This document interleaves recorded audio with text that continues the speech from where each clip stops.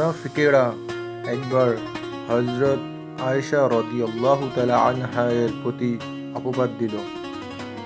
কতক সরল নামা মুসলমানও এই শোনা কথার আলোচনায় লিপ্ত হইল। এই পরিপ্রেক্ষিতে উক্ত আয়াত অবতীর্ণ হইল। আল্লাহ তাআলা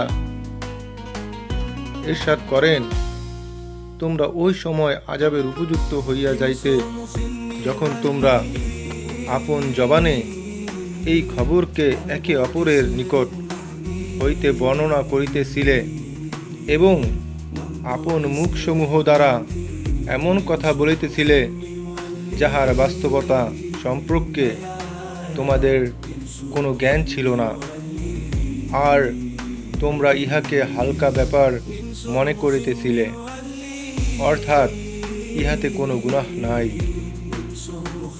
অথচ উহা আল্লাহ তাআলার নিকট বড়ই গুরুতর ব্যাপার ছিল। আর যখন তোমরা এই অপবাদকে শুনিয়াছিলে যে তখন এই অপবাদ সম্পর্কে শুনিবা মাত্রই এইরূপ কেন বলিল না যে আমাদের জন্য তো এমন কথা মুখ দিয়া বাহির করাও শোভনীয় নহে, আল্লাহর পানা, উহা তো গুরুতর অপবাদ। আল্লাহ তাআলা তোমাদেরকে নসিহত করিতেছেন, যদি তোমরা ঈমানদার হও তবে আগামীতে পুনরায় কখনো এমন কাজ করিবে না।